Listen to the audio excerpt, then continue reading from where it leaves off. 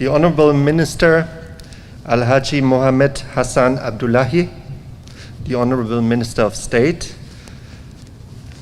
my dear mentor, Madame Sharon Ike-Azur, please allow me to adopt the otherwise established protocol.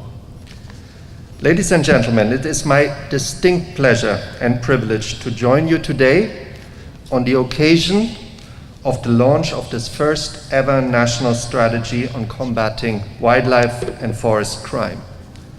The promulgation of this strategy comes at a critical time. As many of you are aware, Nigeria over the past decade has evolved into a primary transit hub for the trafficking of wildlife and forest products.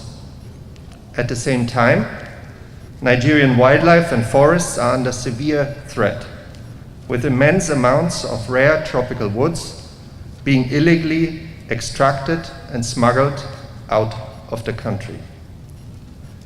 UNODC's 2020 Wildlife Crime Report found that despite Nigeria being home to less than 0.1 of Africa's elephant population, 23% of all elephant tusks seized globally between 2015 and 2018 had been smuggled through Nigerian ports.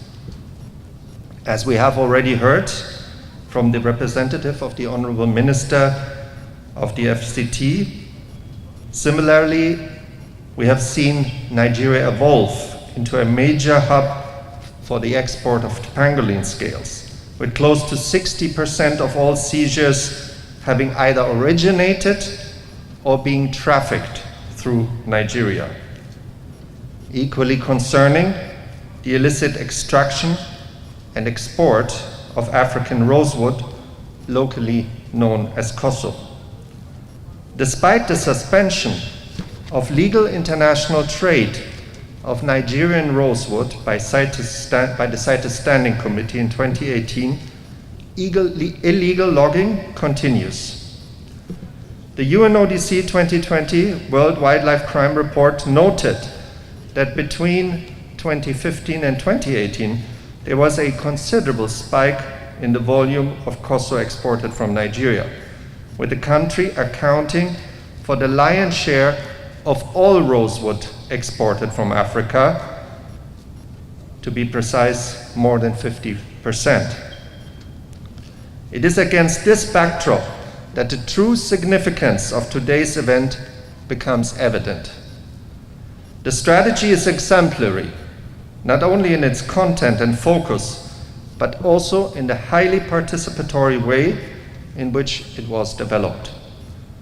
Under the overall coordination of the Federal Ministry of Environment, a highly diverse group of stakeholders, including key law enforcement agencies, such as the Nigerian Customs Service, the EFCC, NISREA, the National Park Service, as well as the Federal Ministry of Justice, the Nigeria Financial Intelligence Unit, the Nigerian Ports Authority, and the Federal Airport Authority of Nigeria, the Federal Ministry of Transport, and several relevant professional and trade associations, academia, civil society, and international development partners.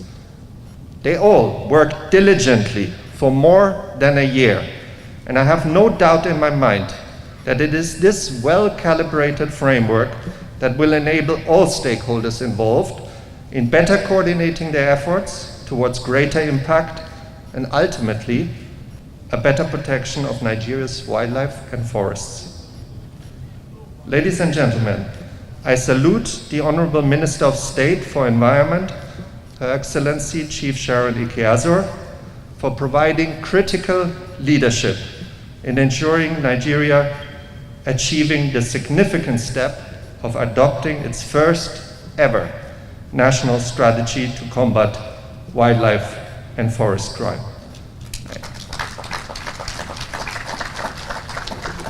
And I'm very much looking forward, as we all do in the international development community, to work with the Honorable Minister of Environment, as well as the State Minister, in the effective implementation of the strategy. At UNODC, we are proud for having been able to provide technical support in the development of the strategy, and I pledge our commitment to further support the government in its implementation.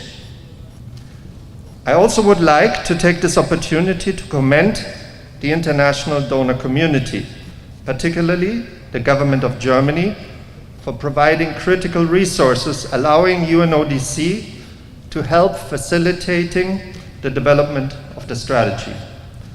And I'm extremely pleased to see that the governments of the United States and of the United Kingdom extending their support to Nigeria in this critical area of Agenda 2030, namely to protect life on land and life underwater. Ladies and gentlemen, Madam Minister, allow me to urge the Ministry to move quickly towards formalizing the coordination and implementation framework for the strategy. Moreover, it is critical to ensure that the implementation plan for the strategy is costed ahead of the 2023 budget, so that funding can be allocated for its implementation.